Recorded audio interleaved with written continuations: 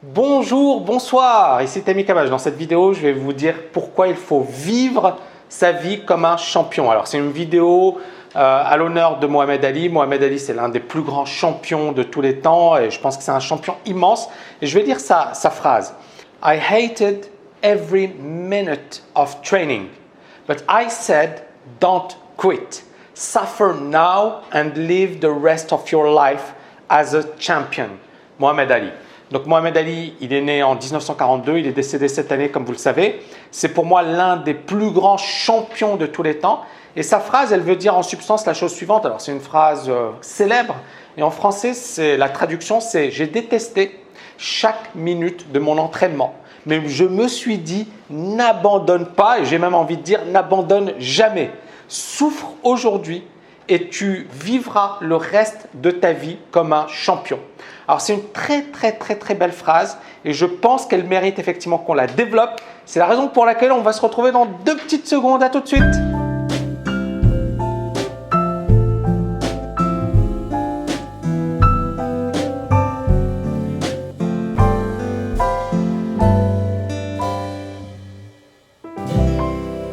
Rebonjour. Donc Mohamed Ali, comme vous le savez, c'est sans doute l'un des plus grands champions de tous les temps. Pour moi, c'est un modèle parce qu'il a une vie extraordinaire et je pense qu'effectivement, il n'y a pas beaucoup d'hommes qui ont eu cette vie, une vie aussi incroyable et qui a marqué autant de générations. Parmi les faits qui m'ont marqué chez ce grand champion, tout d'abord, c'est son style de boxe incroyable. Il dansait sur le ring et je pense qu'effectivement pour un poids lourd, on ne voyait pas les poids lourds danser. Eh bien lui, il a innové, il dansait, il a surpris ses adversaires. Beaucoup se moquaient de lui, beaucoup rigolaient, mais effectivement, voilà, il a prouvé qu'il était quand même l'un des plus grands.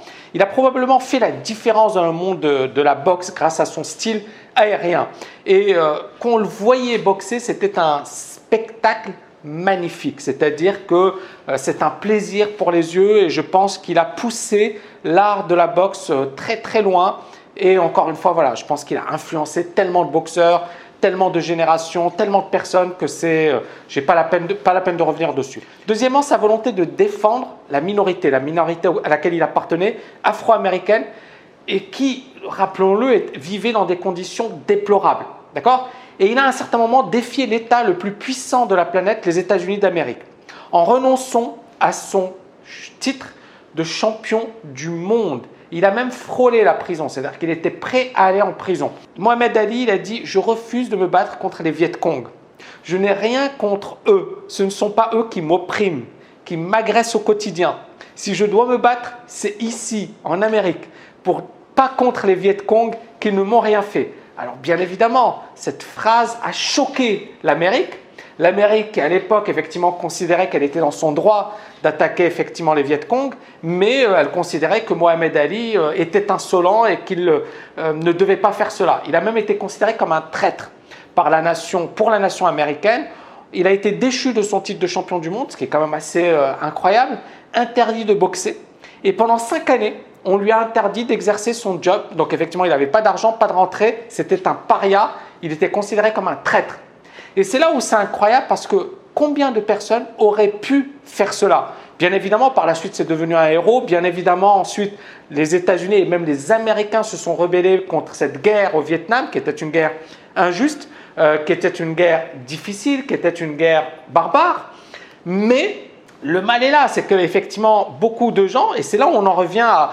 Quand par exemple, vous aviez la Deuxième Guerre mondiale, beaucoup de personnes avaient une situation et au lieu de se dire « ma situation, je m'en fiche, je vais me battre pour un État, pour un pays », non, ils disaient « je préfère ma situation parce que je ne sais pas de quoi sera fait demain ». Et puis, bien évidemment, on avait beaucoup de collaborateurs. Donc, moi, ce que j'ai envie de dire, c'est que malheureusement, beaucoup de personnes préfèrent la sécurité à la prise de risque de Mohamed Ali. Et la prise de risque de Mohamed Ali, je suis convaincu que très peu de personnes auraient eu le courage de faire la même chose. Alors, bien évidemment, aujourd'hui, ça paraît très loin et on peut le sous-estimer. Mais affronter l'État le plus puissant de la planète, oser dire ce qu'il a dit, sachant qu'à l'époque, il y avait encore des bus dans lesquels, effectivement, il y avait un endroit dédié aux personnes de couleur et un endroit dédié aux blancs.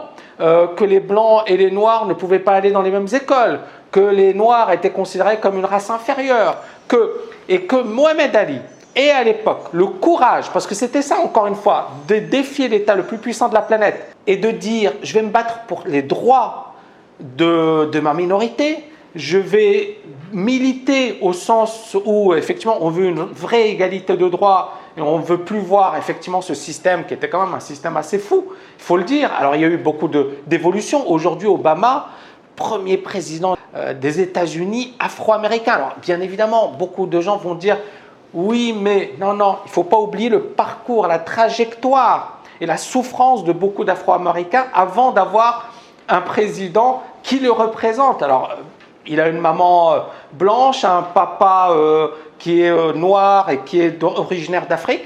Néanmoins, il les représente. Et donc, à partir de là, effectivement, c'était un long combat. Et ce n'est pas fini, parce qu'encore une fois, on en a des histoires où on voit qu'il y a toujours des clashs. Et malheureusement, ça ne va pas s'arrêter. Mais il y a eu malheureusement, malgré tout, énormément de progrès réalisés durant les dernières années et durant les dernières décennies.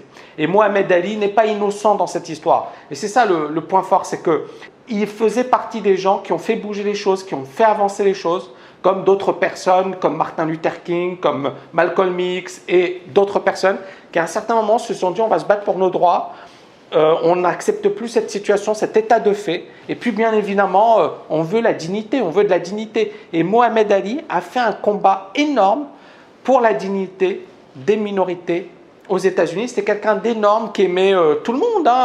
Il avait des amis juifs, des amis chrétiens, il s'est converti à l'islam. Mais toujours est-il qu'on a vu effectivement les célébrations, il y avait des rabbins, il y avait un rabbin juif qui parlait de Mohamed Ali, il y avait des chrétiens, et c'est ce qui est beau, c'est qu'effectivement c'est quelqu'un qui aimait les autres, qui partageait énormément et qui était aimé par les autres. Il y a même un acteur américain, Bill Crystal, je pense, qui disait la chose suivante. Il avait été, alors il a dit, Mohamed Ali lui a proposé d'aller dans un club de sport avec lui. Et il lui a dit, oui, mais champion, dans ce club de sport, on n'accepte pas les juifs. Et il a dit, Mohamed Ali, depuis ce jour-là, n'a plus été dans ce club de sport parce que justement, il y avait une discrimination. Alors que Mohamed Ali n'était pas juif. Et c'est là où on voit que c'était un monsieur énorme, et pas que dans les propos, dans les faits également. Et c'est la raison pour laquelle tout le monde l'aime ou l'a aimé, parce que c'est quelqu'un qui a fait des choses extraordinaires. Alors bien évidemment, il y a les côtés sombres, mais on va parler beaucoup plus effectivement des côtés positifs. Et pour moi, c'est quelqu'un qui est un immense symbole, et c'est une personne qui a fait énormément de choses pour non seulement sa minorité, mais pour beaucoup d'Américains. Et même il faut savoir que Mohamed Ali était très populaire et toujours populaire en Afrique, en Europe, en Asie. C'est un champion international et c'est un champion qui est aimé par beaucoup de gens. Quand il a été traité de traître pour la nation, c'est clair qu'il a subi une longue traversée du désert pendant 5 ans avant le fameux combat mythique. Alors, je ne sais pas si beaucoup s'en souviennent, mais c'est très facile de trouver sur YouTube ou en vidéo. C'est le combat contre George Foreman au Zaïre, The Rumble in the Jungle. C'est un combat mythique, 1974. Tout le monde disait Mohamed Ali va perdre. Mohamed Ali ne fait pas le poids. Et justement, Mohamed Ali avait une confiance en lui qui était incroyable. Et cette confiance en lui a permis justement de remporter un combat que tout le monde considérait comme perdu d'avance. Foreman était plus jeune, plus costaud. C'était quelqu'un qui avait une puissance énorme. D'accord ? Il était bien plus puissant que Mohamed Ali. Et pourtant, c'est Mohamed Ali qui a remporté ce combat mythique au Zaïre. Et c'est là où, encore une fois, alors, il faut revenir sur l'histoire, parce que moi, je trouve que c'est vraiment quelque chose d'assez extraordinaire. Mohamed Ali, bien évidemment, a travaillé psychologiquement Foreman. Foreman, c'était le champion à l'époque. Tout le monde disait que c'était quelqu'un d'indestructible. Mohamed Ali avait une telle confiance en lui qu'il a détruit psychologiquement Foreman. Foreman était costaud, a tapé sur Mohamed Ali, et Mohamed Ali lui disait « c'est tout ce que tu as, vas-y, continue, montre-moi ta vraie force ». Alors Mohamed Ali devait être épuisé aussi, mais il a sapé le moral de Foreman, et à un certain moment, bien évidemment, il en a profité et il a remporté ce match. Foreman, suite à ce match, a déprimé pendant plus de 5 ans. Le gars, il a arrêté la boxe, il s'est dit c'est bon, c'est plus pour moi. pendant plus de 5 années, il a déprimé, alors que c'était le champion, c'était l'homme invincible, etc. Et puis, il a commencé à méditer, il s'est plongé dans la religion chrétienne, il est devenu même prêtre. Et puis, il a repris la boxe et il est redevenu champion du monde, Foreman. Et quand il parle, et pourtant, il a été battu par Mohamed Ali. Et quand il parle, et c'est là où c'est très beau parce que Foreman dit de Mohamed Ali, c'est quelqu'un qui est bien plus grand que la boxe, bien plus grand que ce titre de champion du monde. C'est quelqu'un d'immense. Et quand on voit que finalement quelqu'un qui a été battu par Mohamed Ali parlait de Mohamed Ali de la sorte, alors qu'il a été détruit psychologiquement par Mohamed Ali, alors qu'il a déprimé pendant 5 années.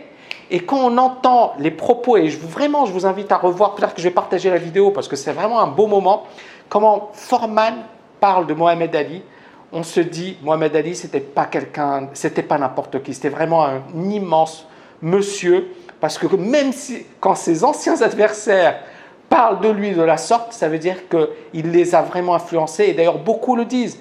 Beaucoup disent, il a changé qui j'étais et il m'a beaucoup influencé et il m'a énormément apporté. L'autre point, la notion de sacrifice. Alors moi, bien évidemment, j'ai parlé dans la citation de Mohamed Ali. Mohamed Ali, cette citation elle est très belle parce qu'elle parle d'elle-même. La réussite exige de souffrir. Il y a beaucoup de personnes qui vont vous dire c'est pas la peine de souffrir, je pourrais réussir. Mais pour moi, effectivement, je suis d'accord avec Mohamed Ali. C'est nécessaire. Chaque grande réussite, quand vous voyez un gars qui a réussi, eh bien, dites-vous qu'il a fourni énormément d'efforts. D'accord? Énormément d'efforts. Et le trading ou le monde de l'entreprise ou n'importe quel autre monde n'est pas si différent de la boxe. Dans chaque domaine, pour être au top de son art, il va falloir fournir des efforts, il va falloir souffrir, il va falloir effectivement se donner à fond. Voilà, j'espère que vous avez aimé cette vidéo. N'oubliez pas de la liker et je vous dis à très bientôt.